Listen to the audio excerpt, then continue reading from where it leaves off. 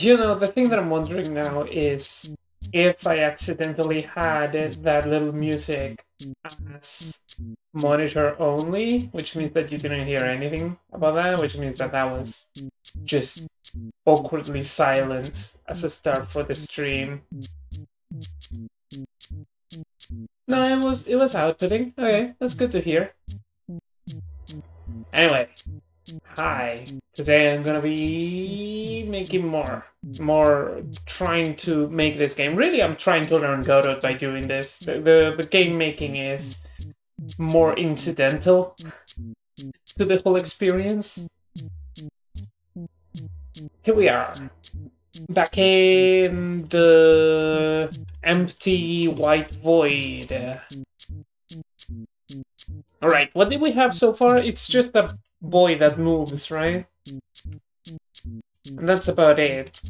The thing that I'm wondering is if he is stopping where he should.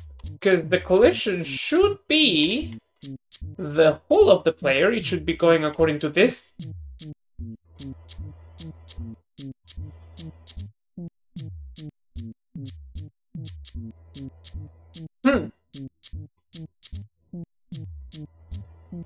That's just wrong. Why did that happen? Ah, well, it doesn't greatly matter. Just need to scale it up, probably by 5. So it's like there. Then move it up. Like here, -10. Does that make sense? Also, why are you under the sprite? This is... Oh, that's annoying. Okay. So then, what are the sprites to this boy looking like, right? Because I want them to sort of line up. So...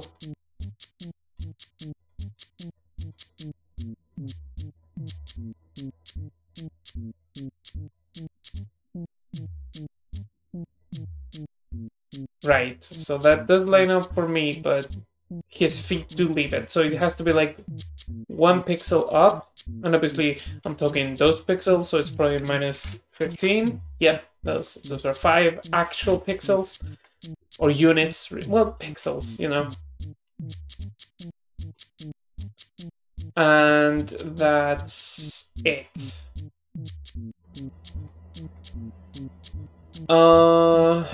Let's see. This is for bumping into the space, so let's just give it a better name. Bump area, right? Or bump shape, to be clearer, right? Because this is the thing that actually has the collision, and because Godot nomenclature, this is called an area, right? So yeah. Okay, so we have that. So it should be bumping into the wall a bit less awkwardly now. Yeah, okay, it's good enough. Okay, so the next thing that we're going to be wanting here is going to be to have our enemy just at the center of this whole square, and this square should probably be at least a little bit bigger, actually.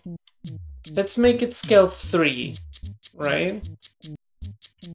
And put this... let's see, if you're supposed to be here, right, like right at that corner, then I should take the width of this sprite, which is 1024 by 1024. And it will be half of that, 1024 divided by 2. Right? So it'd be 512 on both sides. And then that times 3. So that times 3 to match the scale. Yep, there you go. Like that. That feels like a bit much. I don't think the factor was that big. Actually, a thing that I could do is because this contains the world borders, right? So a thing that I could do is put those inside of this background, and now I can scale the whole thing together. So let's make it let's make it 2.5, right? And then make it 512 times 2.5 times 2.5 and 1280 on the other axis, and then we have it like that, and then the borders should have lined up by themselves, right? So like, where's the down border? Right here. The up border right there. Left. And right. Okay, yeah, good. Good. So we can put those world borders right up to the thing. Yeah, this seems like a more normal scale. So then there's gonna be like an enemy right there in the center, right? Let's add that right now, but just as a sprite. It's not going to have any functionality for the time being. Because the reason I want the enemy to be there is because I am going to be the player is going to have to be looking at it, right? That's a bit of an important thing in all this. So I can go to the resources and come to, where is it? There is one that I want. I want to get to, where is the, what?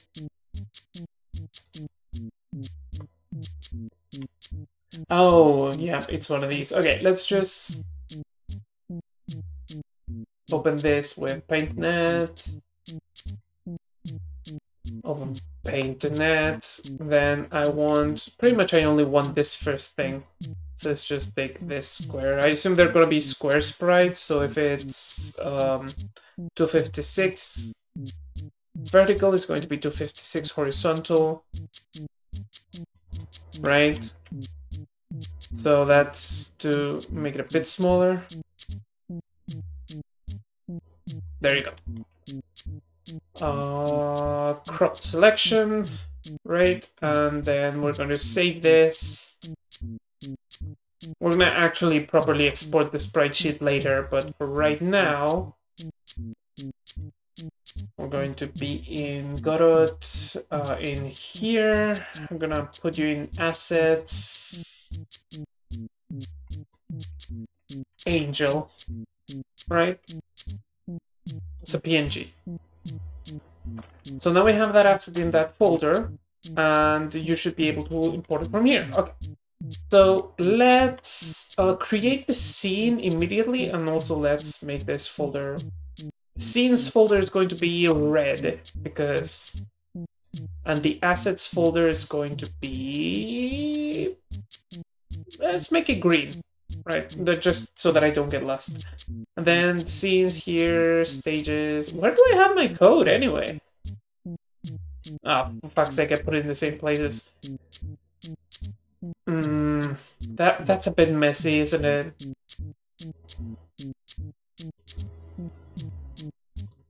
Also, what is this?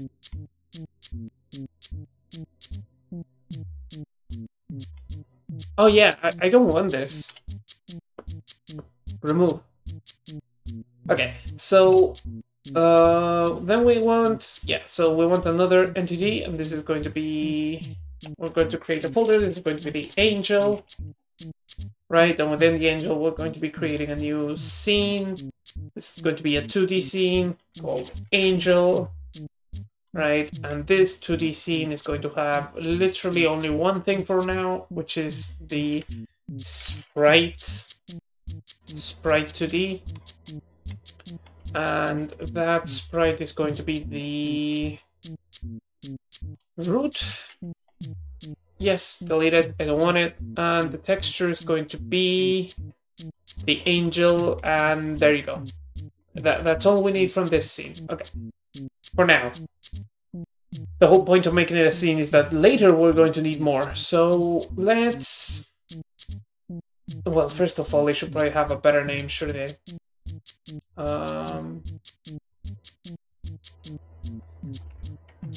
Angel. Then stage. Delete it, because... Put it right here. It's going to be right in the middle. It should be right in the middle. in the middle of the world borders. Yeah, that's fine. Actually, we're gonna put it here. Right, and it's going to be scaled to 5. Oh, it should be 5 relative to the... Yeah, it should be 5 total, like in global coordinates. It should be like this. And then we put it inside the background. There you go, that's... Is that a good scale? That feels too big. But then again, he should be huge.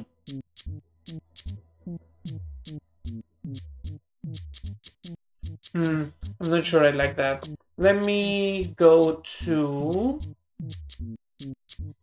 Yeah, I'll go to the actual first game just to kind of check the scale. So, Bullet Heaven. There you go.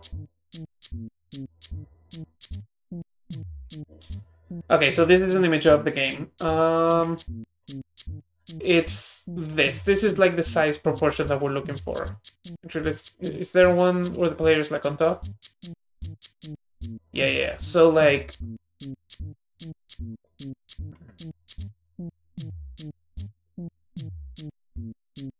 So like a size proportion like this, right?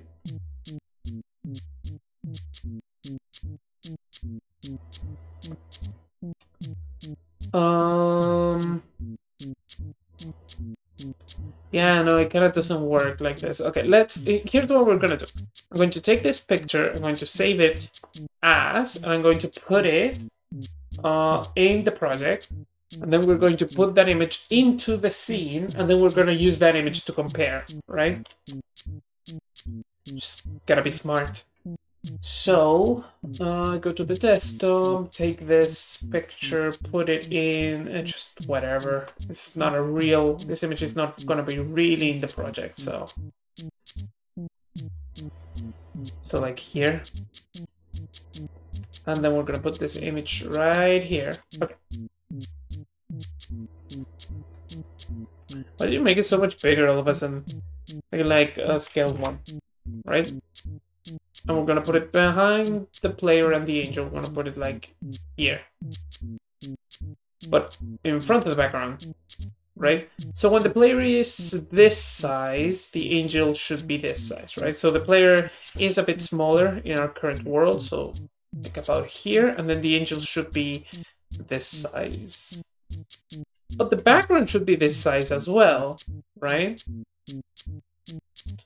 So let's use it as reference for all of them, actually. So the angel should be... Actually, first the background. So let's make this modulate to have transparent so that I can see the other thing on top. Also make it red so that the contrast is like better. Like this. Then we're going to take this, put it here. Should probably be in front of everything. Now that it's transparent. Okay. So, what am I looking at? I'm looking at that little dimple right there. So let's take this background and make it, scale it down.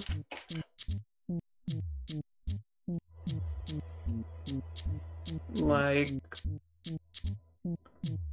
about a little bit smaller than this. So like this, let's say 1.7, right?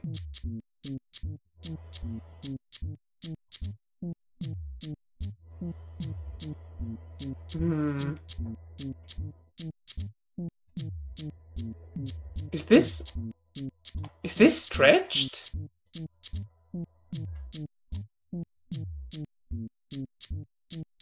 Oh my god, I think it's horizontally stretched. Okay, let's not worry about that. Okay, so if the background is this size, then the player is this size. Yeah, that matches pretty well. And then the angel should be smaller, so it should be like around this size. And that's a better match for the original game's scale. So delete that note. Okay, so now let's reposition this shit. So it's 512. 512, and then multiply that by the scale, so by 1.7 by 1.7. Yeah, that scale is a lot more natural. Now, about the issue of the background being stretched horizontally, right? To make like a better aspect ratio. What I could do is completely ignore that.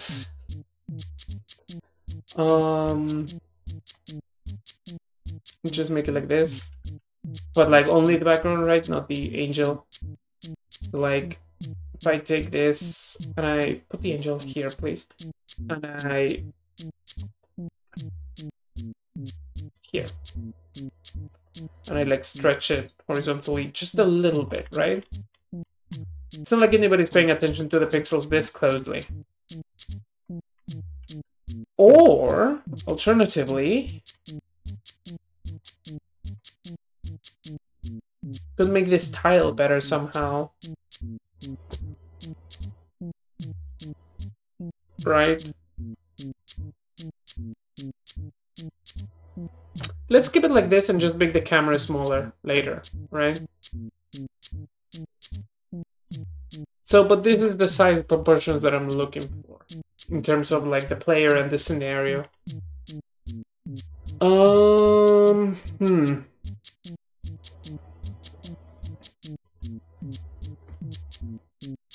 don't know how to deal with cameras in Godot. So that's gonna be some learning. Okay, so we have the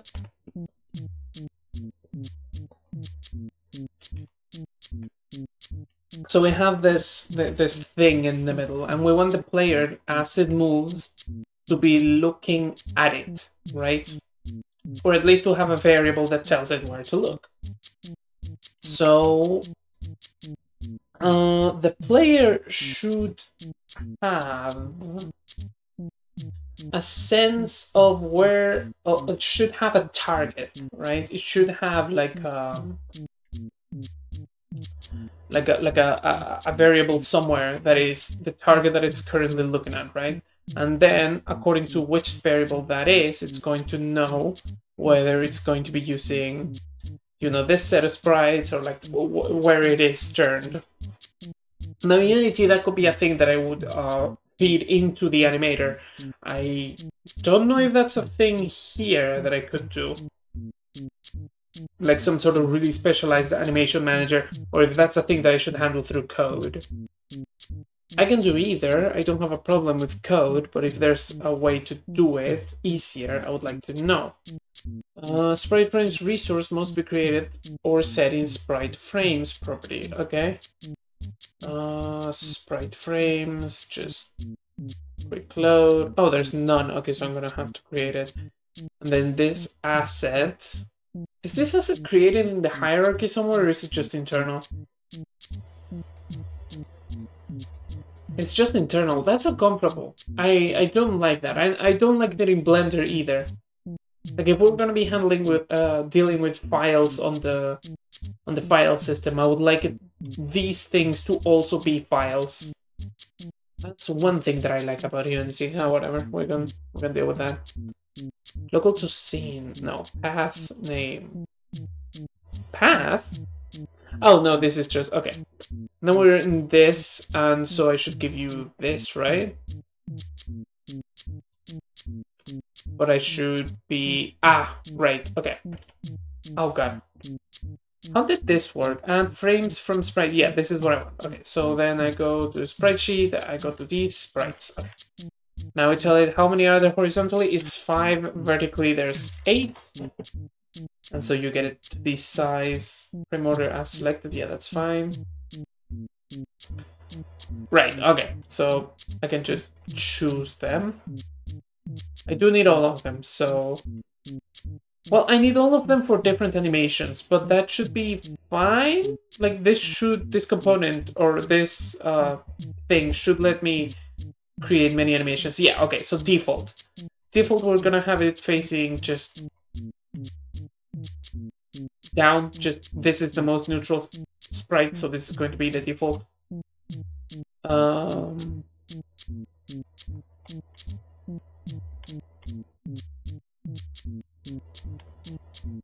Oh, wait, this is the whole animation, isn't it? Okay, so then... Yep. So then the default is going to be... Just that, yeah. Okay, so how do I trigger the animations from this, then? Is there, like, a... delete frame... Insert empty after select... Empty? Like an empty frame? Oh, okay, so that's a thing that you can do. Insert empty before selected, paste frames, copy frames, add frames from the sprite sheet, add frame from file. Okay, so let's put you here. Yeah, I think this is going to have to be handled through code.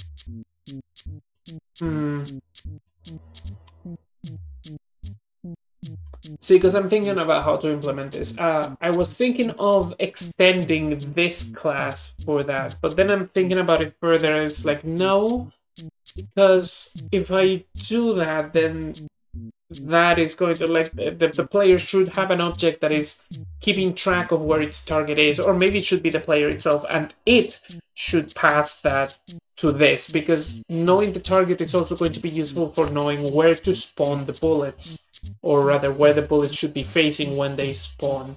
And so that is something that I don't want to be necessarily held by just the sprite. Like, that would be weird if the sprite was in charge of that, right? So this is going to be receiving just a position and using that to pick which of these animations it's going to play. Which right now there's only one. So we're going to keep that default. I don't know if a default animation is a thing that we really need, but in case it is, let's just give it like this. There you go, this is our default animation. If nothing is playing, then this is playing. The other thing is that this should be the same size as this, so if the transform here is 5 by 5, then the transform here should be 5 by 5. Right? And then your position should be the same, so minus 20 pixels, minus 20, right? And then we don't want this sprite anymore. There you go, okay.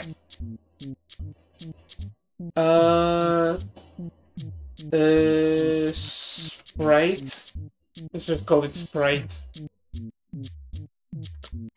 And then, okay.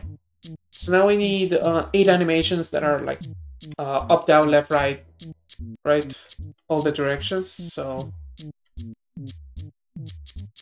let's start with up and then go clockwise. Up. So up is, can I zoom in? There you go.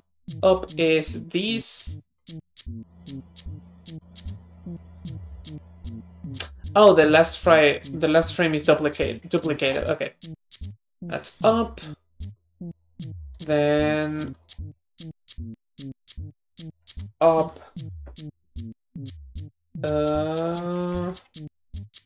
Right. Which is these. Then right. Oh, gonna yeah, I forgot that it repeats. Yep. Okay. Add a new one. This is right. Right plus. This is just right. And it is these. Then right. Actually, vertical orientation first, then horizontal. So down right. Gotta be consistent about nomenclature, because that makes things easier later. Down right, which is all of these. Then down, which is these. Right, then down left,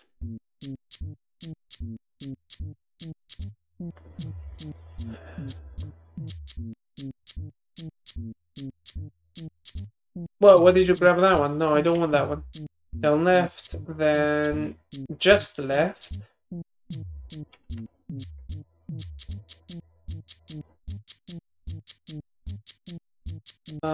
these, then up left,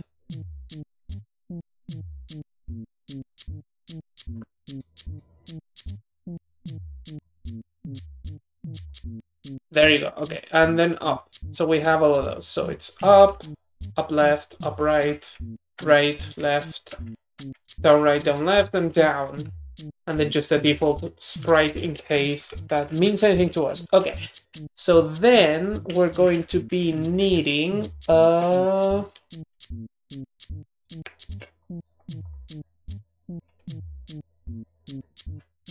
we're going to be needing a thing that keeps track of where a target is, right?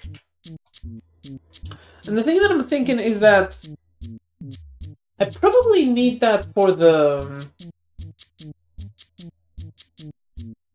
enemy too, right? The angel should probably keep track of where this boy is too. Like, that process is going to be the same for the both of them. So I can probably create an object that does that, but how would I do that, right? Or rather, reuse the same script rather than create an object. And then these would need a reference to it, and that reference would need to be assigned outside of the scene, because... right? Because inside of the scene it doesn't make sense. But yeah, because the player doesn't exist inside of the scene of the angel, so it would have to be in the scene of that level. But that's fine. That's just some wiring up that you need to do when you place them in the thing. So, yeah, let's just reuse the script and keep the same. Okay, so this should be character body 2D, but this shouldn't extend the character body 2D. This should extend node 2D, just a normal node 2D. Can I attach another script to this guy? I get the impression that you're not supposed to, right? If I extend the script, test.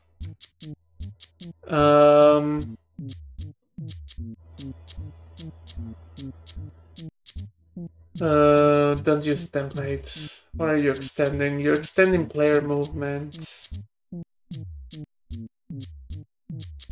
Oh, I see how this works. I see, yeah. Because this still only has one script attached. It's just that that script is making a reference to a different script. So I can't make an independent script if I want to also keep the previous functionality. Okay, so it's going to have to be a new object then. Detach this script, add a new script. This is going to be the player movement, like this. Okay, and then we're going to need to take this player movement. We're going to need to take this test and get rid of it. Okay. So given that it's going to need a separate object that does that, would it not be convenient to have that separate object be a part of the scene of the player?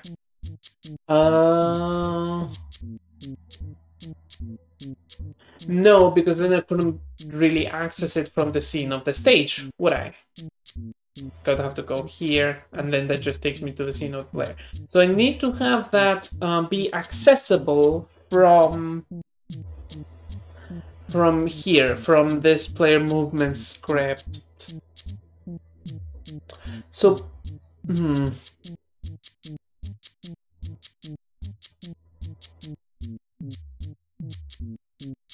So see, this is where I'm a bit, where like maybe I am just thinking too hard in terms of what I'm used to, because the thing that I want to do is what Unity lets me do, which is add just a different thing. But clearly this is going off of a different paradigm, right? Because like it's not letting me do that.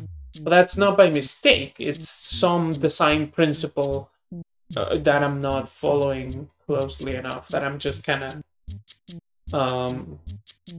not realizing, right?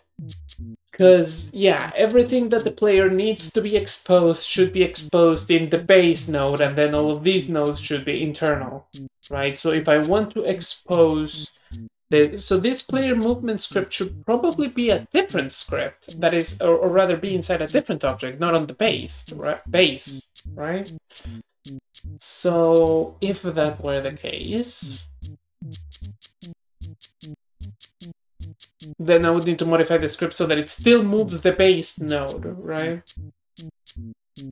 Which I can do, right? Can't I? Just taking the base node, taking the father node and just kind of moving it. Right, so okay, I will do something like this. Node 2D, right? This is just the player, and make this the parent. Mixing root, right? And then you have this is all the player movement, but this script is going to be moving only this, and I wanted to move its father, right? So, movement. If this is the parent, then the sprite should be here, right? And the kill area can be outside, right? So now I want this script to move this guy instead of this one. So this script should move its parent. But except no. The way that it moves its parent is by using move and slide. And move and slide can only be used on moves the body on this, which is a body. It's a character body.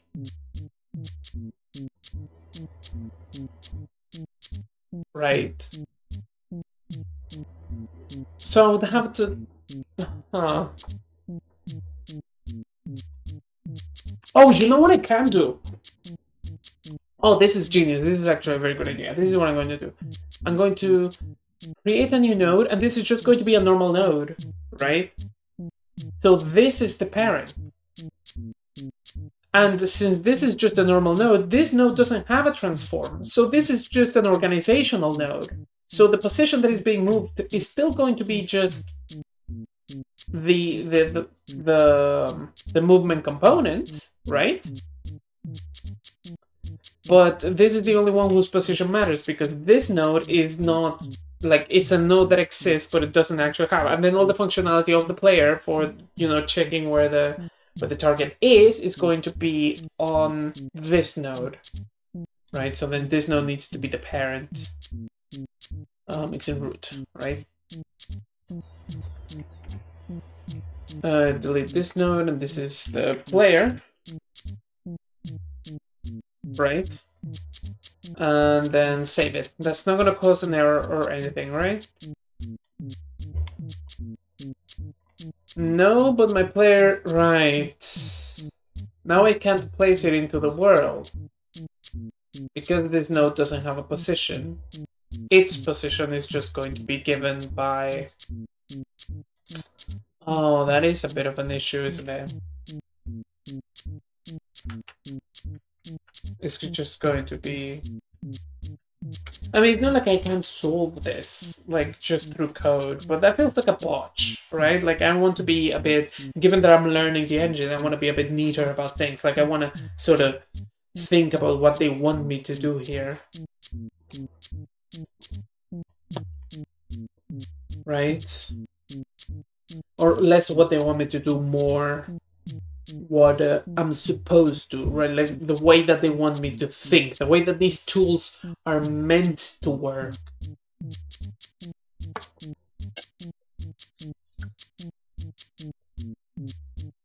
Because see, the issue that I'm having, right, is that, just to sort of recount it, is that the script that handles the movement is attached to a character body. And by virtue of moving the character body, or by virtue of the way that these functions work, it moves only the character. Is there something that lets me move a parent? Is there an equivalent of this function that moves the parent according to the rules set by the character body, but moves something that isn't the character body, right?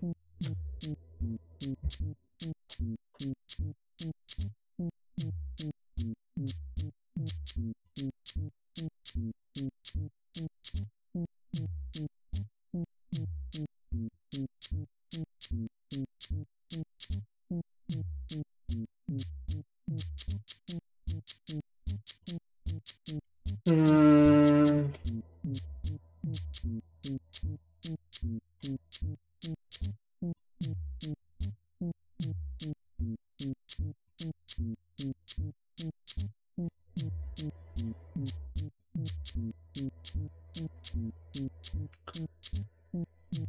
Phew.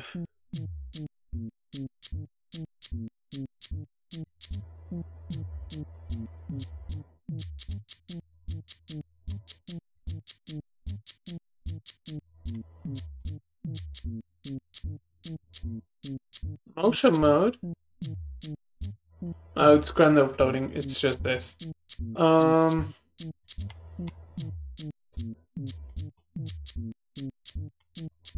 Save margin, platform overlay, platform overlay, max slides.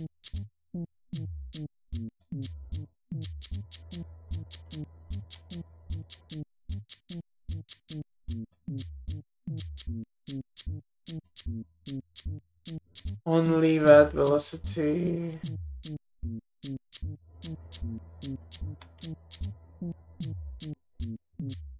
Hmm.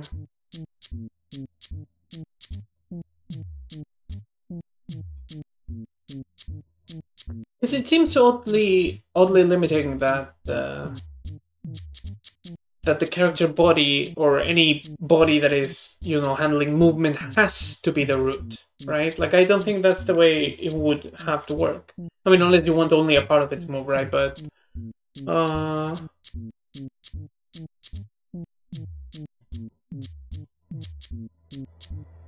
like, hierarchically, I want to expose a variable to an object that is a generic object. So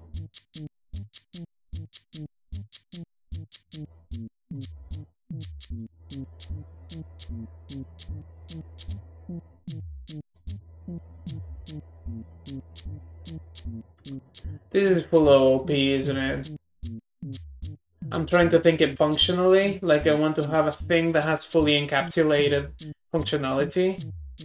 And they want me to use OOP here. So if I want to have that object, it's going to have to, well, OOP in terms of organizational structure, not like actually doing a numerator, interface, right? With like everything. I don't think GTScript does that. So if that's the case, then what I'm going to need is make you the parent, make you the root, delete you, and I'm going to have this script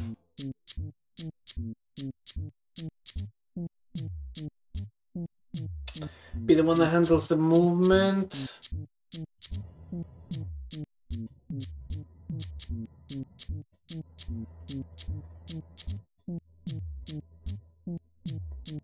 Yeah, have this script be the one that handles the movement and also handles passing the target variable to the guy, to the new thing, when... That feels like coupling. That feels like a lot of coupling. Right? For a little object whose only purpose is to hold the position of a target and tell you what angle will make you look towards that target.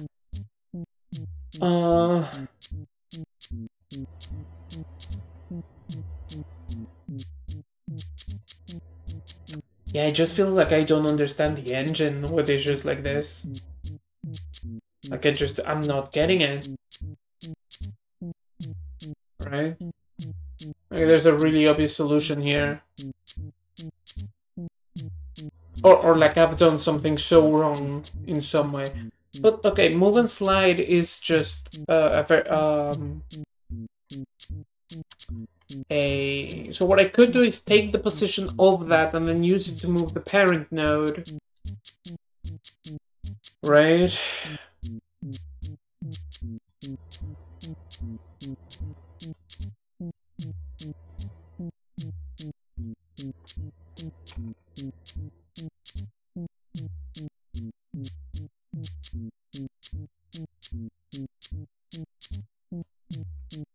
Hmm.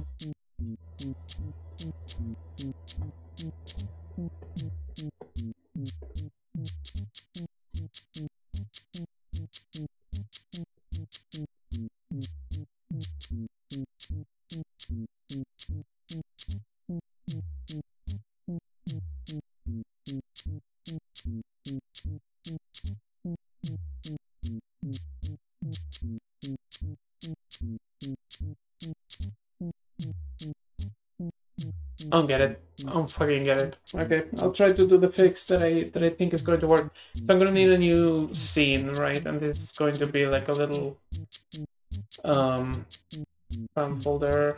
Just create a new folder, and this is going to be a targeter. Let's call it targeter. Targeter, right? And then here we're going to create a new scene. This is a 2D scene.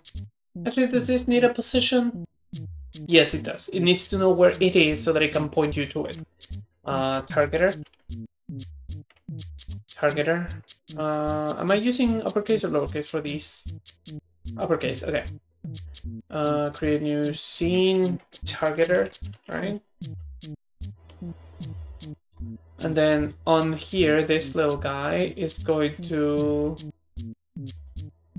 Well, for now, we're gonna give it a script whose only purpose is going to be to hold a position in 2D space. So like a global transform, right? Because that's the only way that it can know how to operate with it. So let's just have it be var vector2 called target position is going to be called, it's going to be a vector2, right? And then others are going to take this value and they're going to set it, right? The whole point of making this a scene is because I want to reuse this logic for the enemy.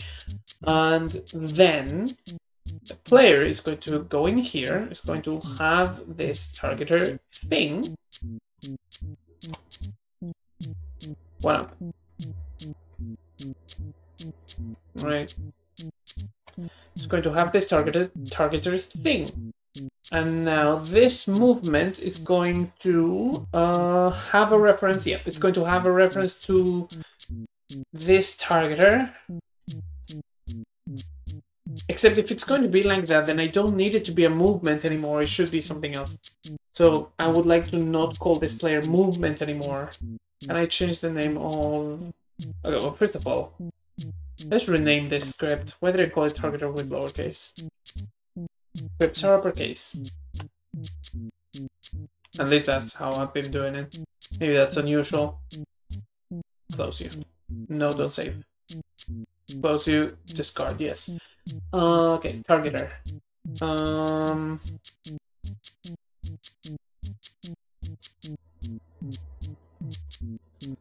So this player movement, can I rename it?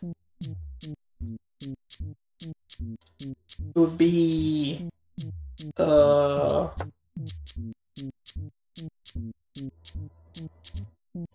player handler, right? Like player do something or... Actually, this is a good reason to extend the script, isn't it? So yeah, since this is the scene root, we're going to call it player. And then we're going to extend this script. Player stuff. Let's just call it player, right? So it's going to do all the movement shit. And then also on top of that... Actually... If I do a physics process here, is that going to override the other... I keep getting the casing wrong. later, right? If I yeah, if I do a physics process here, physics process, and I say like print blah, is that going to just override the physics process in the class that is being extended? Let's see. Yes, it does. Okay, so I'm gonna have to Google that. This is full on OP inheritance, which is a thing that usually I hate doing, but I mean, Godot is made that way, so gotta work in the confines of what you're being given. Godot, how do I use the process of a class I'm extending? Actually, if the class doesn't have physics process, does that by default use the previous one, the one that is being extended from? It should, right? Yes, it does. Okay, good. So, yeah, how do I use that as well when I'm creating a class? Is Google even going to know what I mean? Extending and inheriting a node. So in my first game jam, I hit a concept of trying to build a base level to inherit or extend from. Entry level I create to generate from should have a base rule set. This made two questions for me. Right now we're building our levels by hand. I feel like I should have a way to extend or build from a base scene or base node. I'd assume programmatically we can do something similar with some level builder object. Instance a base level modifies some params and spawn in. Depending on how you will extend from it. If it's from extends node, then you can put something like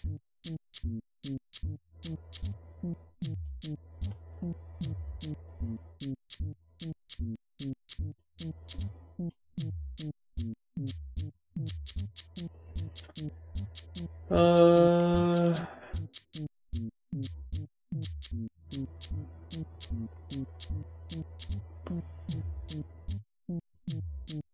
why is the microphone freaking out? What? Sorry, you can put here a whole bunch of noise. Noise.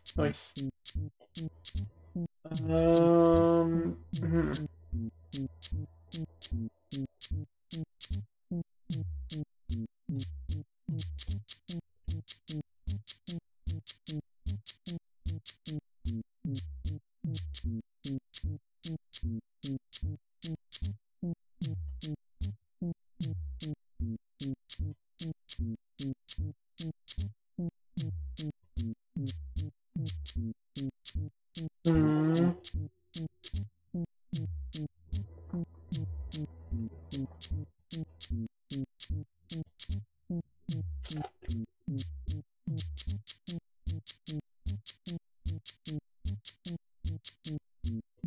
Some methods may be replaced by our own, such as ready and process. These are called virtual methods and have a name prefixed by an underscore. Most of the code examples so far will replace the ready function in the extended node2d class. Once we have saved the scene, we may reuse it in other classes by creating new instances of it. In fact, we have created a new unnamed class. To give our class a name, we may use the class name keyword to register it as a new type in Godot's editor. Okay, I kind of get that. Object into a singleton pattern, observer pattern, and factory pattern. Inheritance, object spatial. The editor, we can see class hierarchy when we add a new node to our scene. Composition. This is where a class is composed of instances of other classes. We compose a scene in our game by adding instances of various nodes. Our scene may then be given a class name value, although in most cases we don't bother. What is the whatever. Okay, so the question is, how do I, rather than replace the physics process from the inherited class, add to it, right? That's what I'm not finding out.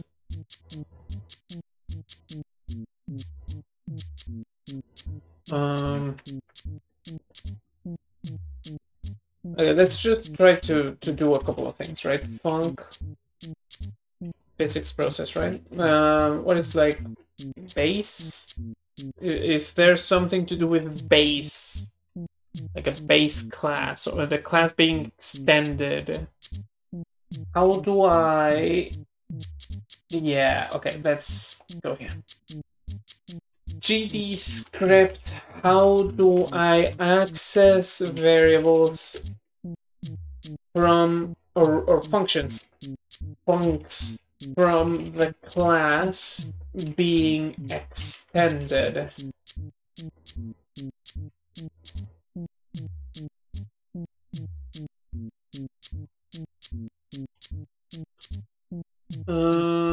Health item class. Yeah, this is kind of... This is how I would assume inheritance to work. Do you have an init? Yes, you do. Is there some variation of a super keyword that I'm not aware of? Extending script is never made clear in documentation unless I miss something, because someone tells what I'm doing wrong or what comes since I don't understand. You can call base class functions by writing a dot in front of the call. What, like this?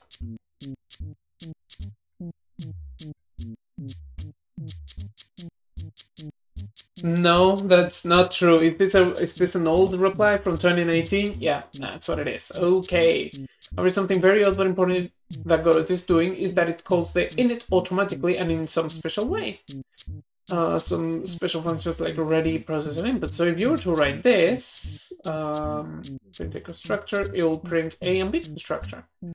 Notice how we didn't call the class bases init, so basically you don't have to call the base function. Instead, you do this. It's ABC, and there's the extra .ab, and this is how you call the base constructor with custom arguments.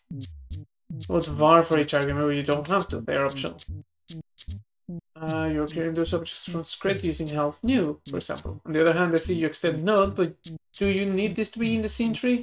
It won't be if you don't add them as a child of another node. If you don't, you can simply remove extends now and ready, and you don't seem to use them here.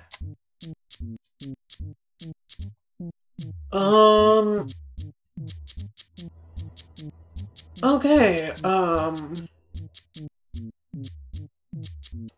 again, GD script extending scripts. I'm trying to extend another script. I could just write all of this into the player movement script and then change the player movement script name, but I feel like I want to learn this, right? Because it just feels intuitive to me to have a script that is only handling player movement, right? And if this has to be in the root and I also have to expose other shit, then I would want to have a class that is extending from this. What does extend mean? Extend, about inheritance for posterity. The Godot, is this the latest docs? It is... Hold on one second. Yes, it is up to date. Okay. So, inheritance, the GT script. The Godot editor will hide these custom classes with names that begin a prefix editor in the create new node, create new scene dialog windows. The class stored as a file can inherit from a global class, another class file, or an inner class inside another class file. Multiple inheritance is not allowed. What do you mean multiple? Oh, you probably mean inheriting from multiple sources. So that makes sense, because that's OOP. Inheritance uses the extends keyword. So extends on file, yeah, this is what I want. If inheritance is not explicitly defined, the class will default to inheriting ref counted, some base class. Check if a given instance inherits from a given class. You can check the is, right? So if something inherits from something, that something is that something. So like, you know, it's the basic object-oriented programming thing where like like, you know, a bicycle is a vehicle. A bicycle inherits from the vehicle class, so a bicycle is a type of vehicle. To call a function in a superclass, when extended in your current class, use the super keyword. Okay, so that's what it is. Okay, so do super physics process.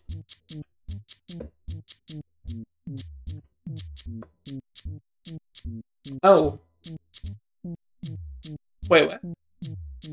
Oh, the same function. Okay, so just like that.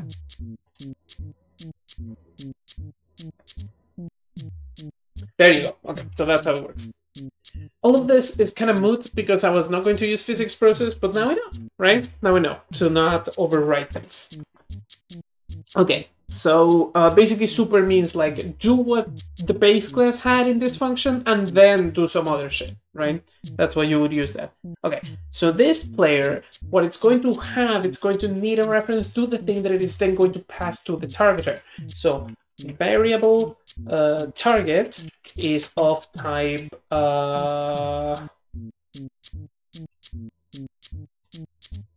come to think of it, it shouldn't be a vector2 because it's not a position, right? Or rather, it is a position, but it's a position that could move, right? So what it should be is a node, an object, a node that exists in the scene, right? And since it's a node that has a position, it should be a node 2D. Right? And this should be exported because I want to be able to set it from the scene viewer, right? And then if I go to the stage and I click on my player, which by the way, just move it a little bit. Now we can have this target. Oh yeah, then I can have the both scripts shown up. Okay, that's good to know. That's good to know that that's how it works, right? So now I can give you this target, and let's say that I'm going to give you as a target the angel, right? And then what this is going to do is it is going to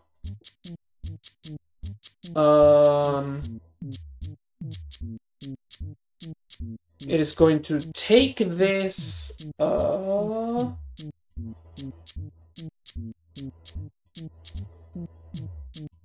it's going to take this node to the end, it's going to pass it to the targeter. But in order to do that, the targeter needs to be able to receive it. So the targeter should not have just the target position, it should also have a target object.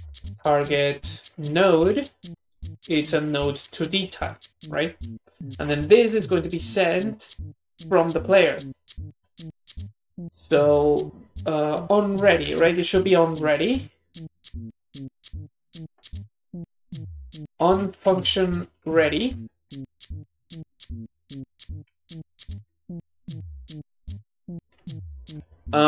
First of all, I need to check if this uses ready. I don't think it does. It doesn't. Okay, so now I have ready. On ready, you should go to the targeter, right? And tell it, hey, I have a target for you. It is this. And with that, the targeter can now begin doing its thing, right? So with that, the targeter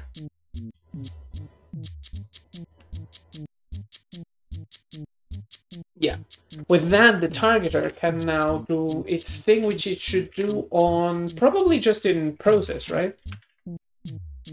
In process, func process. Right, it's the delta, right?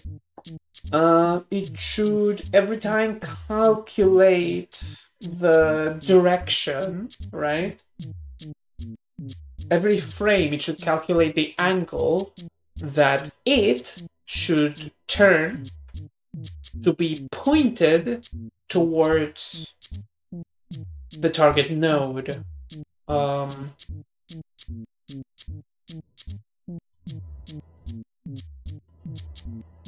right? Which means that actually I probably don't need the target position since I can derive that from the target node every time anyways. In this case, pointing means the right vector. So 1 on the x, 0 on the y. Just because in my mind that's the default position. So yeah, I need to calculate that number. So since this is already a node 2D, this has its own position. So it's the position that it has, and so it is important that this be placed in the origin within the scenes that it happens, which let's check that right now.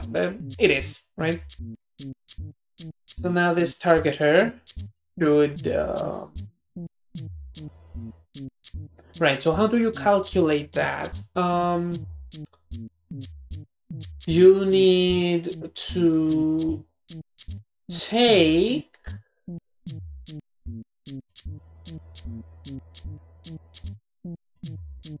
How do you calculate that? Well, first I need a normalized version of the vector that points in that direction, right? So we're going to need the target node's global position. Yeah, we're going to... Okay. Yeah, I'm gonna need to make some drawings to keep that in mind. Right, so we have some object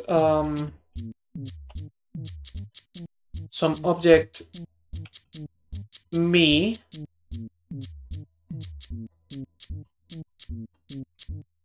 we have some object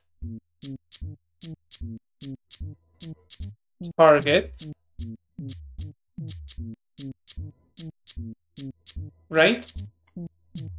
Actually, let's put the target somewhere like here. And make like a rectangle like this. So we have those, right? And they each have a location in 2D space. Each of these positions is actually a vector, which means that it's an arrow from like the world origin, which let's say the world origin is like here, right? So this is the me position, and this is the you position, the target. In order to get, what I want to get is the angle that will point this transform towards there, right? That will point the right vector of this transform towards there. So like in this case, it would be something like this angle, right? So first of all, I need this vector, the vector that points you towards you, right? So that is, how is my vector maths? Is this plus this is this, right? So it should be this, one minus this one. So this one I'm pointing the other way, right? So like, canvas size, make it like 10 times bigger.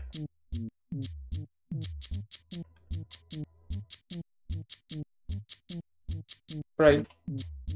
So it's this vector minus, and minus means that you just flip this around, minus this vector is going to give me this vector, which is this vector, right? So it's the target minus the origin, right? So then I take the target node, point global position, subtract from it this node global position, and that's going to give us a direction, right?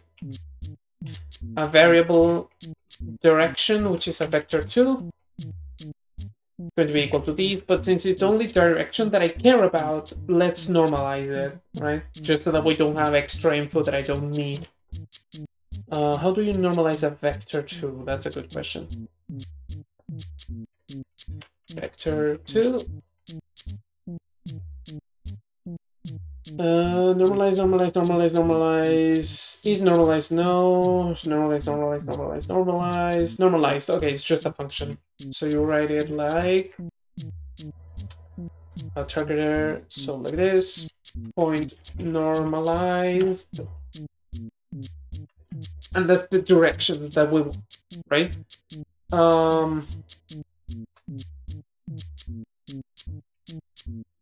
Load delta. No, that's not how you write that. Delta float type. There you go.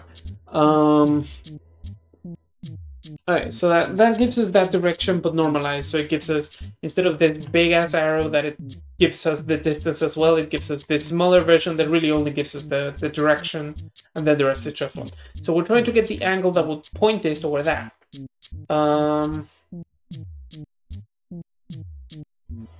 Well, in that case, I would have to get the global right, so that would be vector 2 point right.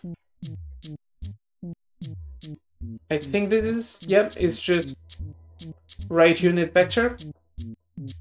So just the global vector that points to the right of the world. And then I need the angle between that direction, right? So it's probably one that says like angle between or angle, yeah, what is this? Return this vector's angle with respect to the positive. Oh, and never mind, actually, I don't even need that. I don't need this vector, I can just say direction point angle, right? And yeah, and then we can just set the angle to this, right? Angle equals the direction point angle. And then... Oh, really? How do I access the transform then? The angle of this transform? Oh, because it's called rotation. And then we can access this rotation to just check whether it's pointed the right way. Okay, so just in order to be able to test this, let's create an asset that's just going to be an arrow and put that on this targeter, right? And then we're going to be able to see whether it's pointing the way that I want it to. And then it's going to be good. Okay, so just a really ugly arrow. It doesn't need to look pretty. In fact, it probably shouldn't, so that I remember to take it out. Yeah, I should have made it on a transparent background. There you go. So this, crop to selection right there, remove the background, this, save as arrow without a W. Okay. And then we will have this arrow probably in this asset somewhere. Yep, this. And then we can add this as a, right? Just a sprite. Transform 0, 0. 0 should be like this way. Right? And then the idea is that by giving the player this arrow, this targeter, so now the player is going to have an arrow pointing, and this arrow is going to be rotating itself to point to whatever it set as its target, which is going to be given by the player, which is going to be set on the stage. So like that. And that didn't work. Okay.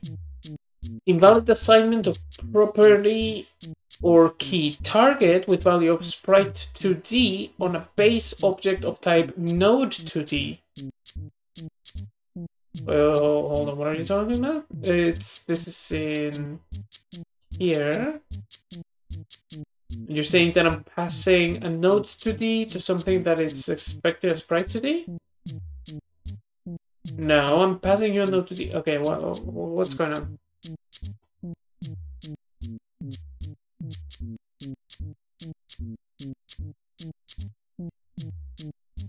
Target with value of sprite to D. Okay, so you're complaining because I'm giving you a sprite to D.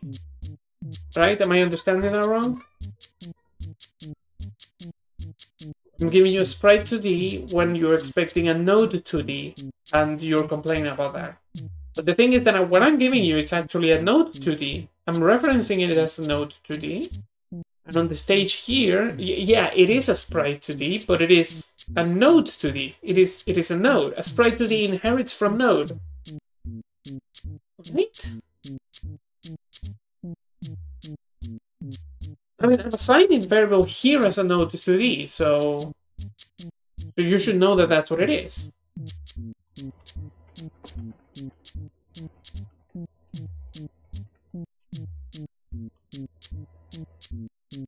Does sprite 2D not inherit from node?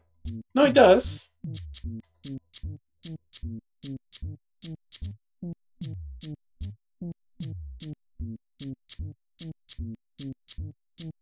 Okay, I have no idea how why that's happening. Can I copy this error and paste it on Google and get something useful?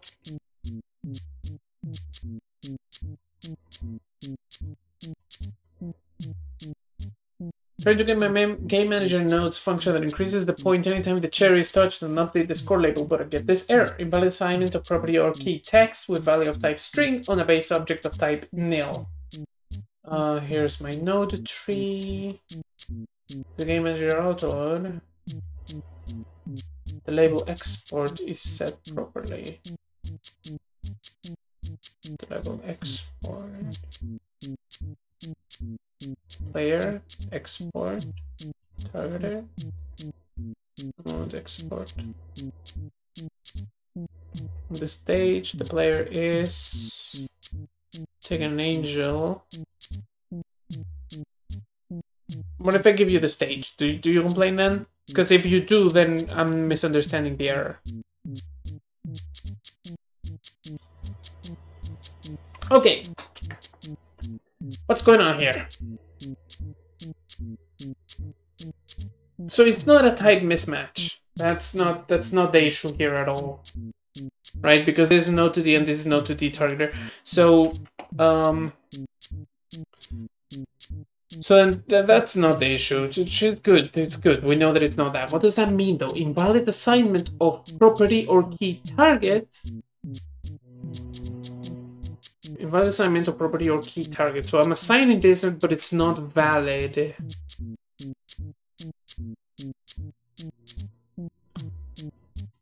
Or property or key target with value of type node to D on a base object of type node to D, which is the targeter. The targeter is the node to D.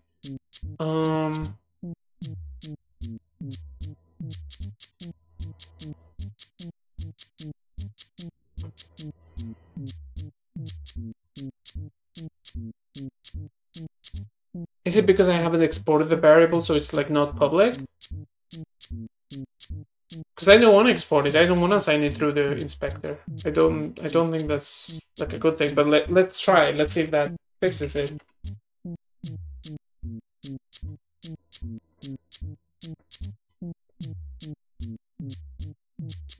Nope, that doesn't. No, but that's the. Hold on, that's the.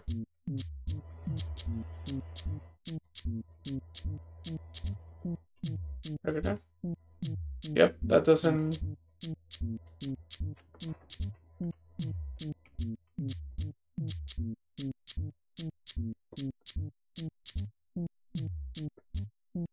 I don't know what it could be. What does the error mean actually, Google?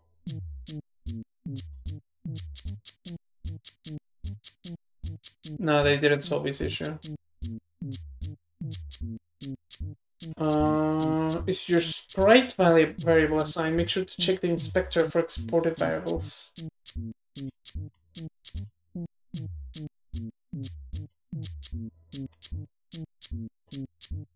I will say, I'm liking Godot so far. If there's one complaint that I have with it, is that the error messages are so unhelpful half the time. Most of the time, actually. I'm finding that C-sharp error messages were a lot easier to parse and to just kind of tell, right? Whereas with GD script, I'm just like, invalid assignment of property or key target with valid type. And I know that some dipshit is going to come and start saying like, oh, actually it's perfectly clear, because he's an idiot that doesn't realize that once you know things, they are always obvious. But these are not very clear error messages. I'm not understanding what they mean, right? Invalid assignment of property or key target, which is this target. Or this one. Well, assignment of property or key target with value of type sprite to the on a bit. Yeah, I probably shouldn't have named them both the same thing. That is true. Object of type node to D targeter dot GD targeter dot GD is this. And the base object of type node to D.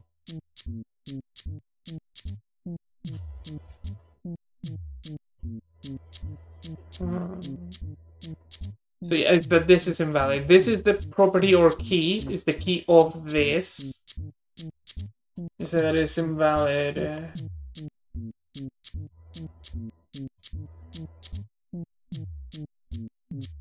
Hold on, could I assign just any other thing? So like say if I var float floaty of type float, and then I go to the player and I say, hey, before you assign that, I want you to go to the targeter and assign the floaty value to assign the number 12.0 to the floaty value.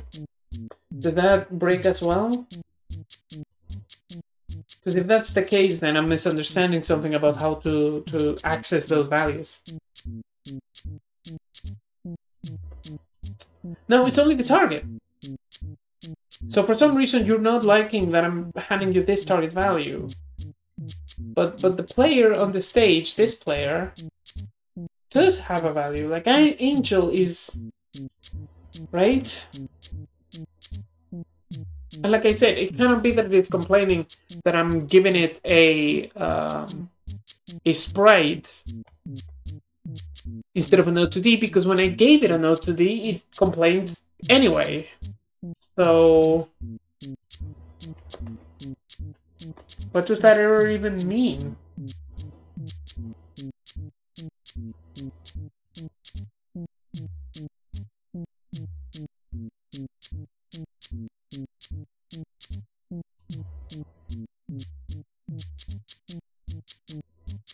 Because I'm getting those, I'm getting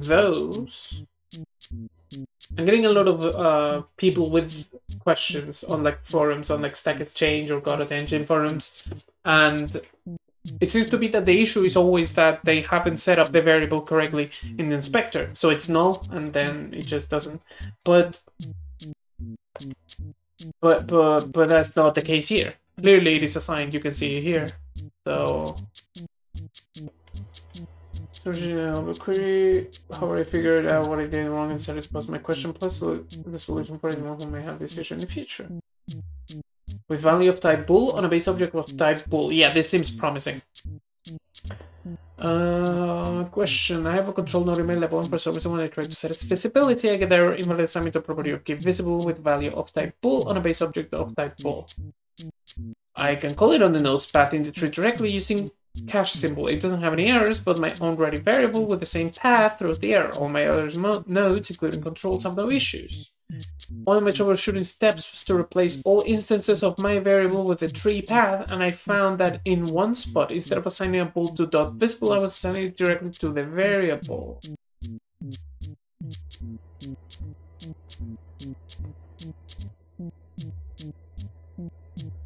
Instead of assigning a bool to .visible, I was assigning the bool directly to the variable.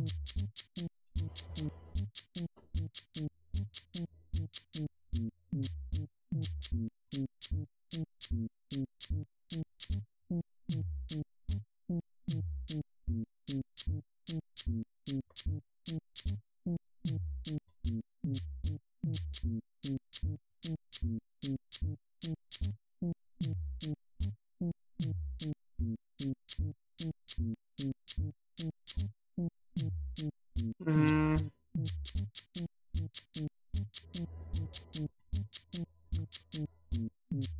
Uh,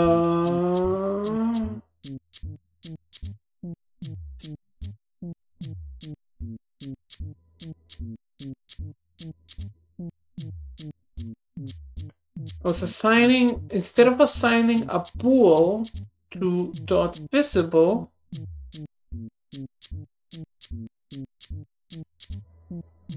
I was assigning it directly to the variable.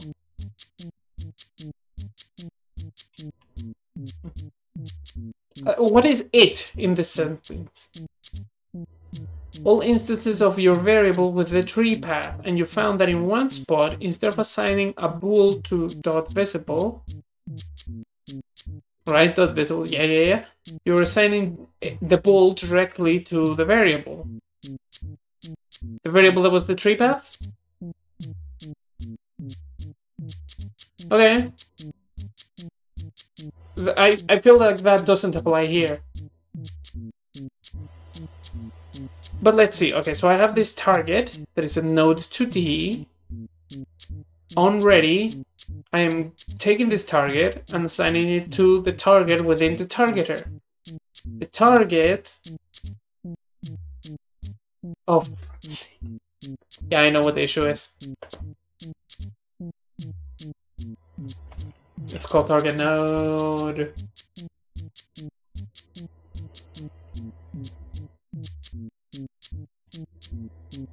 Setting property rotation with value of type callable. What? Where? Oh, yeah, because the angle is a function. It has to be calculated. It's not a thing that is just stored. There you go. Look at that. Now he knows. Now he knows where to point. Okay. So then, I go to the restroom. Give me a second.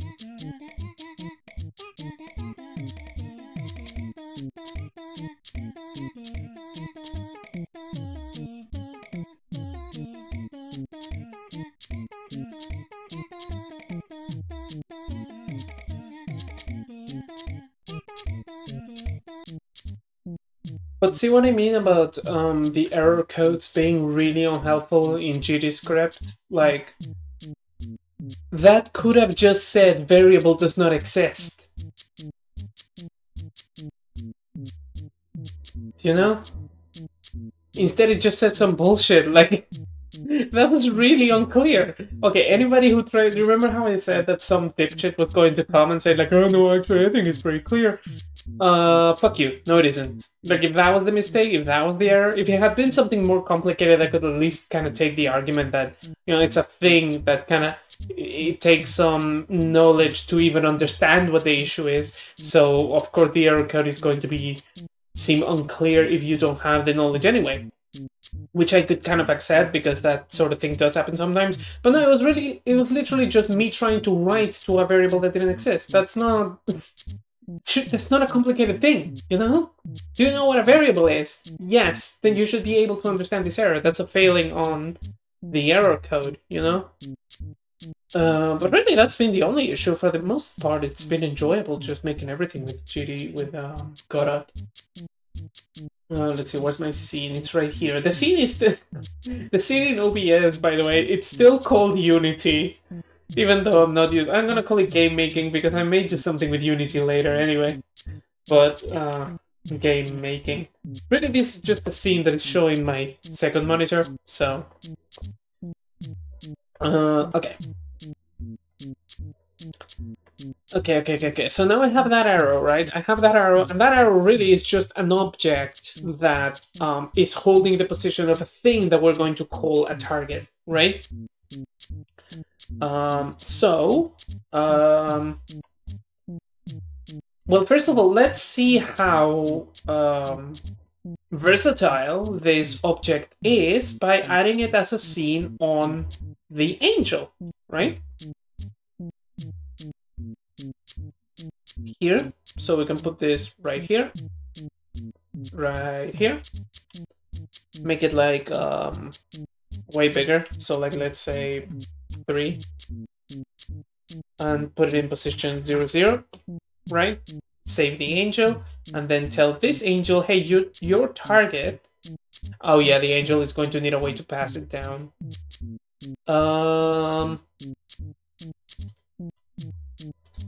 Yeah, let's just make it, but like as a test script. So let's delete it after. This angel is going to have the only thing that this script does is take this targeter on ready. It's going to hold a variable that is of type node to D, so target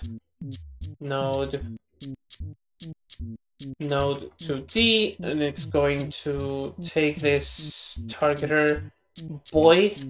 It's going to tell it, hey targeter boy, your target node is the target. And that's all it does, right? And so I can go here to this angel and go fuck myself, apparently. What? Why is that not working? Oh, because I didn't export the variable, that's why. Export, like that. So then I go to the stage, take this angel, tell it, hey, here's your target, it's the player, and it should work, right? I think I did something very modular. Yeah, look at them, they're pointing towards each other. Perfect, excellent, how marvelous. Okay. So now that I have this thing holding this angle, let's just get rid of that and get rid of that script as well until I need it. Hatch script, go to the angel, delete that test script. Save. Then remove it. Yeah, remove it. Okay.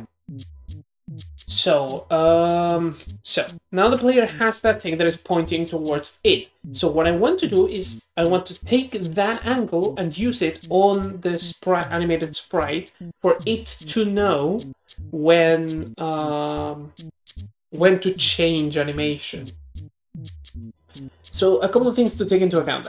I shouldn't be sending a play message every frame, because not only is that probably more expensive, but also it might reset the animation, and I don't want that. I want to let the animation play until such point as it needs to change. So it's going to be having to keep a close watch on the angles, right?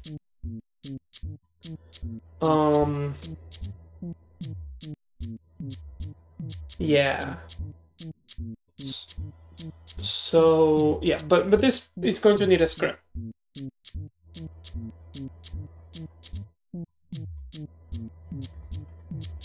Add a script. This is going to be the animation picker. Yeah, sure, animation picker. Is the player's animation picker anyway, so I know that there's a distinction there. So then, yeah, this extends animated sprite to 2D. Animation autoplay centered flip H or V. Right, flip H or V. Oh, I could have done with like 3 less animations. Well, you know what? Whatever. Frame progress, offset, speed, scale, and sprite frames. Yeah, play. You can play the string name, custom speed, from end, play backwards. Alright, okay, so we're gonna be using this. And, hey cat, hey. You wanna get out of the room? You're gonna have to go up to the door if you want to. I'm not gonna know. I can't read your mind if you just sit there. Hey, little kitty. He's right here. I have a cat. His name is Poro. I think he's having issues in his little mouth. He drools a lot. We took it to the vet. Oh boy, he was a really good boy at the vet, by the way. He had to take 2 shots. It just took him like a champ, you know? Just kinda... He was super nervous at the vet's office, but when we just kinda like held him down and pet him while he was being poked, he just kinda sat there. And he didn't... He barely even flinched, honestly. He's such a good boy. He's such a good little boy. Okay. Okay, so this is going to need to react to stuff during, probably during process, right? Since this is a thing that is displayed, it doesn't really matter. It's not a physics thing, right? So let's do function during process, func process. It's going to be,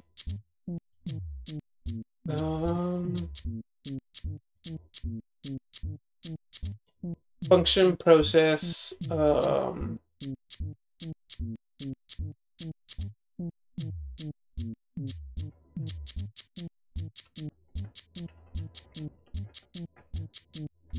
delta, right? Right. So what do I want you to do during the process? Each time you should go to the targeter and you should get its rotation. Right?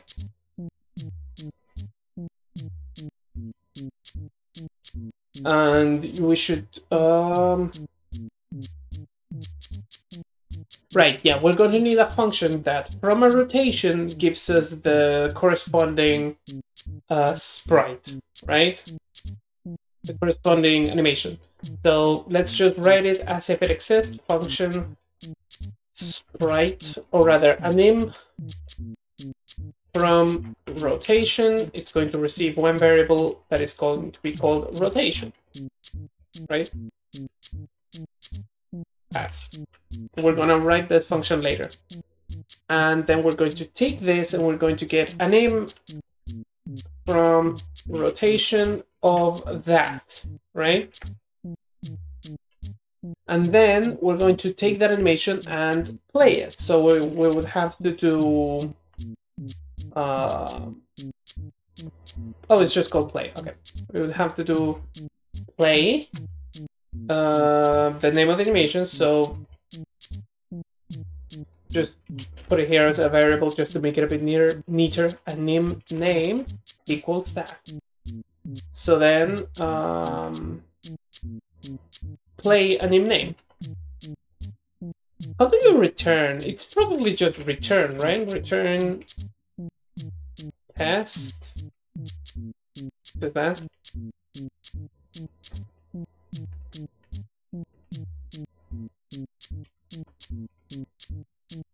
Is that a thing in GDScript? Can I just do that?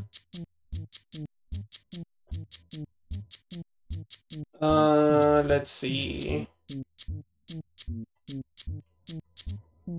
GDScript return. Oh my god, you don't leave my PS4 full of fucking fire. It's going to run so much slower. You creature. The little creature. Return.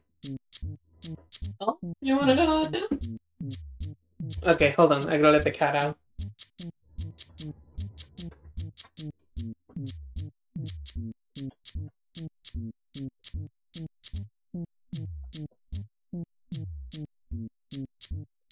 Okay, the creature has been let outside of the room. Okay, so, which is at the very least less distracting, isn't it? Okay, so, right. Is that how return works? Right, that's what I was looking up. I understand the return usage in being able to essentially stop running a function and calling other functions. But from what I understand is that it's also a manual override of returning a null to other functions that may have called it.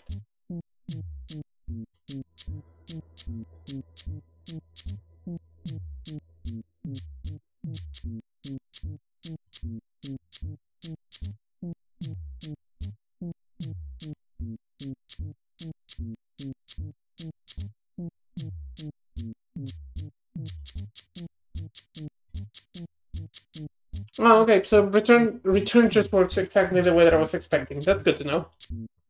Okay, so yeah, just return test for now. And then you're going to play, actually, return default, since that's an animation that exists.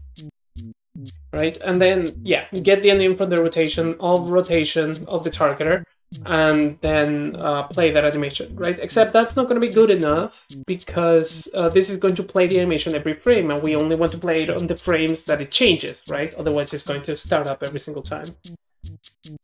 Well, would it start up every single time? Let's check. Is this going to be stuck in the same frame? No. Oh.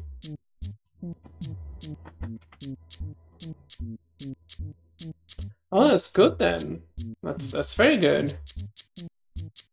Okay, so let's make a name from rotation then. So what I'm going to need is an array of the names of the animations. Except not an array, a dictionary. How do you make a dictionary? How do you assign a dictionary? Because then I can have angles, angle ranges. Then I can have angle ranges.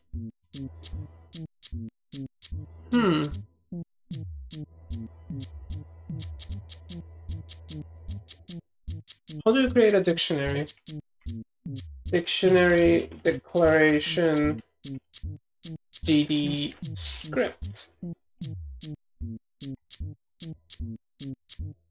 I'm pretty sure it's the same as Lua, but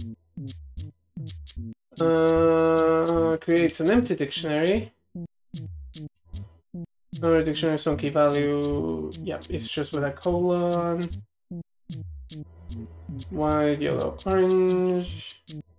Alternative Lua style syntax. Doesn't require quotes or keys, but only string constants can be used as key names. Additional key names must start with a letter or an underscore. Here, some key is a string literal, not a variable. Oh, okay.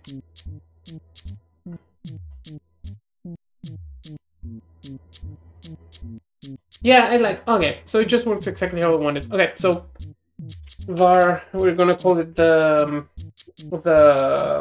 animation dictionary, animation dictionary, and it's going to hold a bunch of shit, right? And all this bunch of shit is going to be the 8 animations that we have. So it's up, up, down,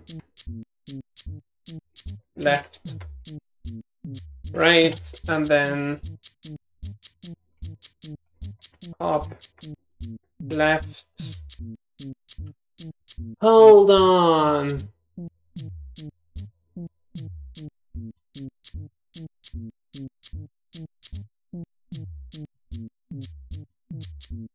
I'm gonna need to access these names from the values. So I should probably do it in the opposite order, where the numbers are the thing, right?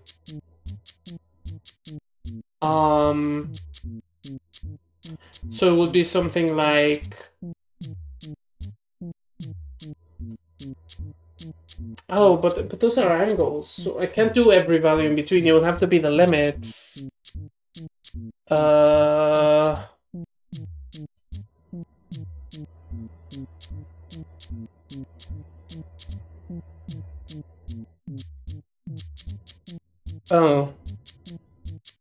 Yeah, it would have to be the limits.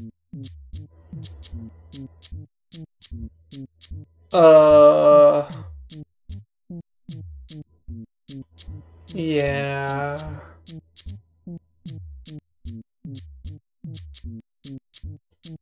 So how I would have to, yeah, it would have to be like the upper limit. Like yeah, like the upper limit. Question: is the rotation limited to being between 0 and 1 turn, or can it be just unreasonably high?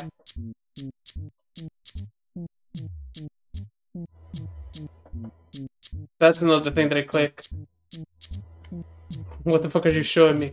It's rotation. There you go. This program is edited in the spectrum in decrease. If you want to use decrease, use rotation decrease. Oh, I can just use decrease? Okay. Okay, rotation. But is there like a maximum or minimum?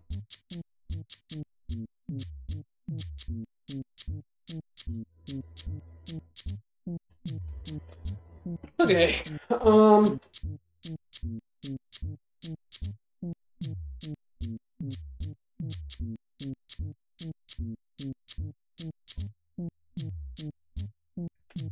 Right. So this should be like the beginning of the angle of the ranges, and then the end is going to be the next one. So we can check all of them in order, and if it's yeah.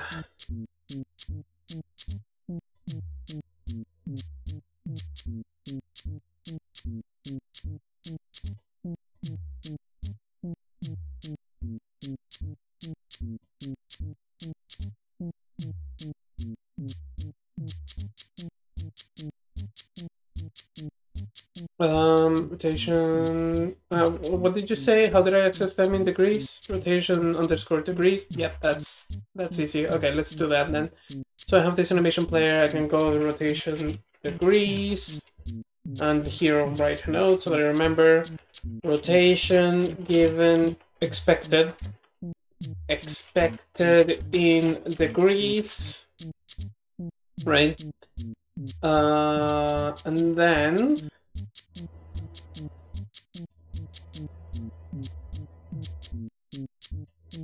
we can do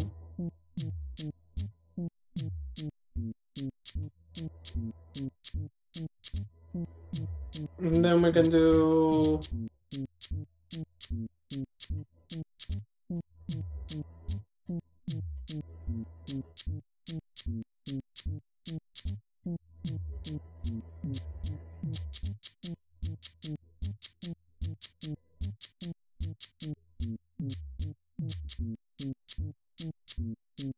the numbers for all the degrees, right? So I'm taking a 360 circle, right? I'm taking a 360 degree circle. So actually, just delete this. This is a lot of pixels. Taking a circle like this.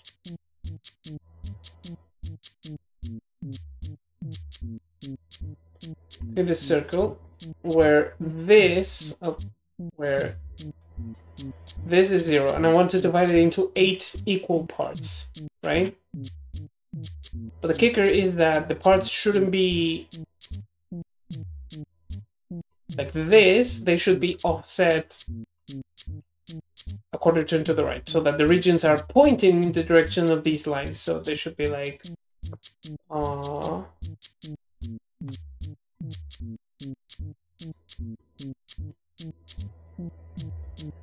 this instead, right? So like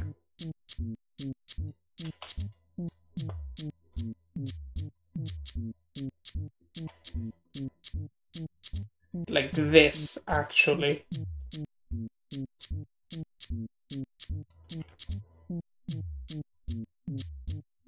It should be like this. No, sorry, not like that. Like this, right? Sort of. I mean, imagine that they're even. So what's the angle between each of these? That's 360 divided by 8, which is... let me take out my calculator. 360 divided by 8. Okay, each of these is 45 degrees, so 45. And so if this is 0, then these directions are plus or minus 45. So or half of 45 actually. So what's 45 divided by 2? That's 22.5. So this is 22.5, and this is minus 22.5. And then each of these are just that plus 45. So this is that plus 45, 67.5. 67.5. This is this plus 45. So 112.5, 112.5. Then the next one plus 45 is 157.5, and the next one is 202.5, and the next one is 247.5, and then the next one is 292.5, and then the last one 337.5. So let's take this image, just like this. So let's take this image and put it aside. The next one should be a number that minus 22.5 should be 360 exactly. So that means that we get the numbers right. Okay, so let's take this and put it to the side so that I can reference it later, right?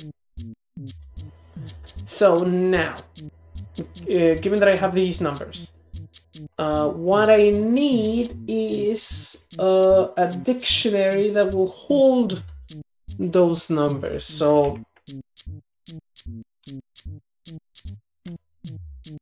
oh shit, wait a minute. How do I handle the one that's right before?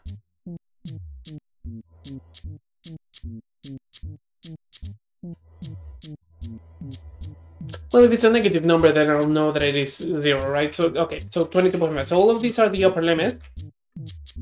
P 22.5, value right. Like that. Key 67.5, value down right. Key 112.5. Oh, hold on, this is fucking stupid. Why am I using keys if the numbers are going to be ranges?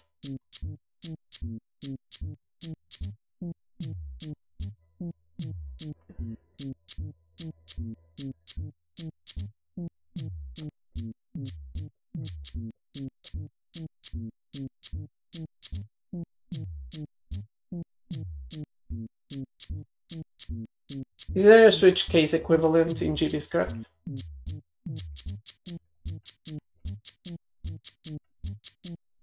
Switch cases. Conditional statements. If, else.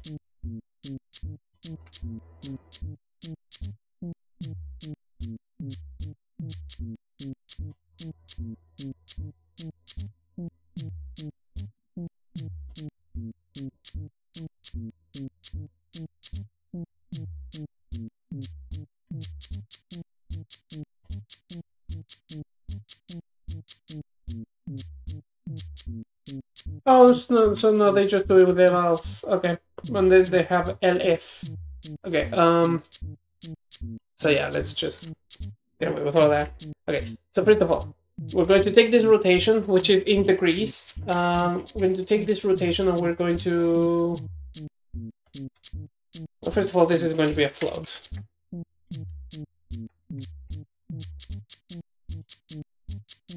Then we're going to take this rotation.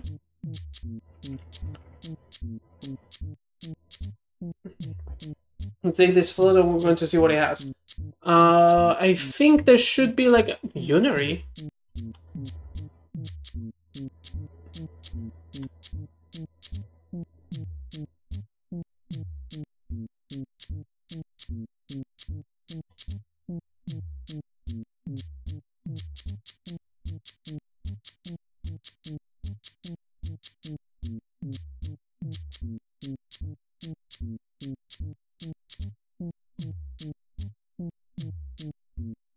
That's weird. Whatever. I think there's an operation that I can do that I want. There are constructors, operators. Is there no functions? I feel like there was. Really? Larger equal larger equal comparison. Huh.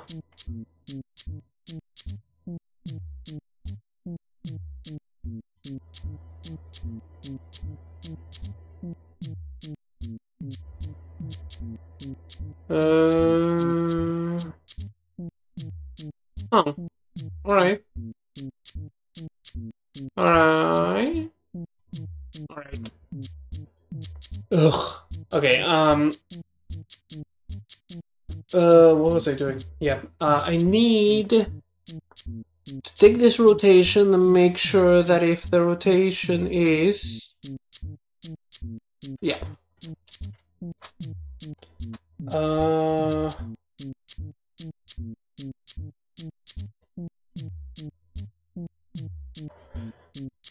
While. Can I do a while? While. GD script. Looping. Yeah, how do I? There's a for loop. I know the for loop. While loop.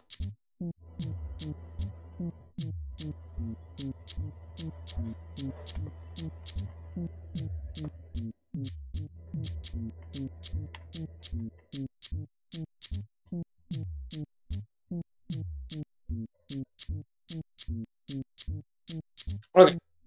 So while float, not float, while rotation is either, right? So we're gonna use two parentheses here. Either larger or equal to, no, just larger. If this rotation is larger to than, what was the biggest number? It was 337.5, or is smaller, rotation is smaller than minus 22.5, right? Then we do.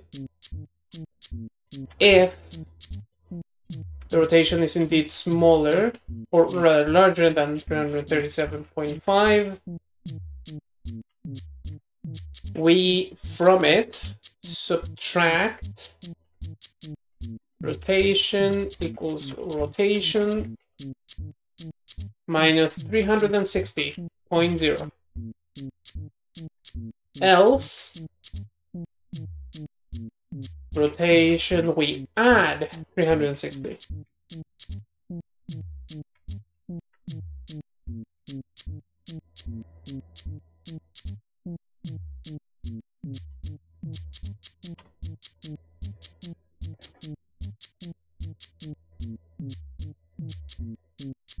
Were you expecting a close something? Close in parentheses. No, there is a close in parentheses. Oh, no. Yeah, I know. There you go. Okay. So, yeah, we have that. So now we know that our rotation value is going to be between 337.5 or minus 22.5, right? Those are exactly 360 degrees apart. So then we can use that number. So if rotation is between minus 22.5, so if it's smaller than 22.5, then then that means that we're facing to the right, so return right. This is going to be a lot of writing. Else if rotation is smaller than the next one, 67.5, return down right. Down right. Left rotation is smaller than 112.5, return down. Left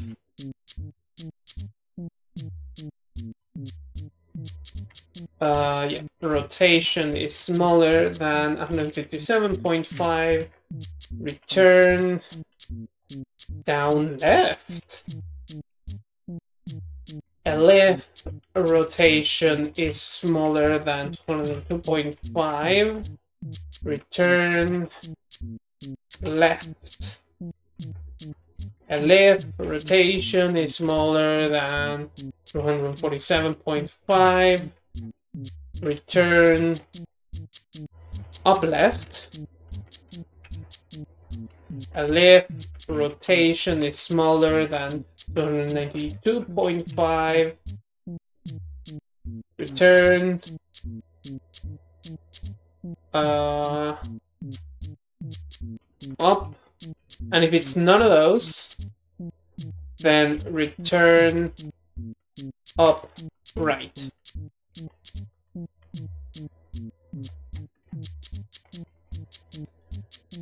There you go. So now we have this function that is going to return us the name of an animation according to the angle that it is given. So now that we have that animation, we can just play animation name. That should just work.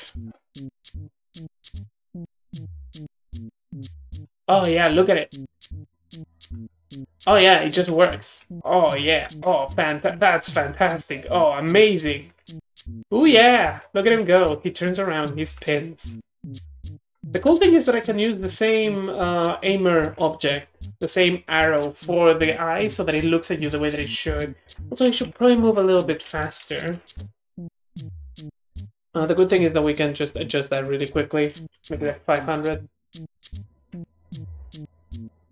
But that didn't do it because I didn't click off of the thing.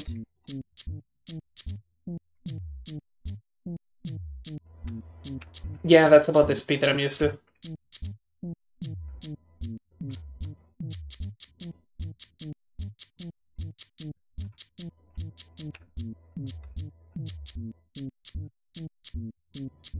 Yeah, I'm surprised that the animation isn't reset by calling the play method every frame. That's kind of surprising to me. I would have thought that that would for sure reload the animation. Just start it over from frame 1 every frame. It's probably still not amazing that I'm doing that, like in terms of performance. Like you could probably get away with checking, but it's not a big deal. It's a very tiny deal, really. Okay, I would say that was good progress. We certainly learned a lot about just how bad the error codes are in fucking GDScript. Jesus. I mean, what was that? It was just a variable that didn't exist. Why couldn't you say that?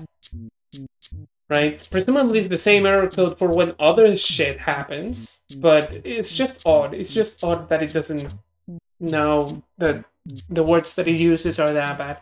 Okay. I think I will be actually doing like a longer stream today than I've been for the past few days.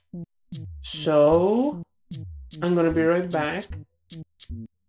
Join me later. Oh, that is wrong. I have to change that. Hold on. Um,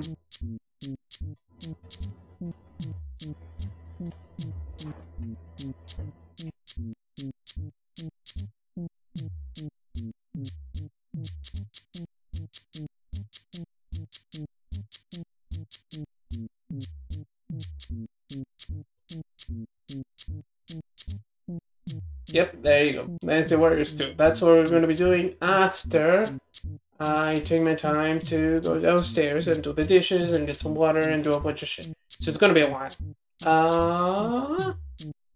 Yeah. See you in a bit.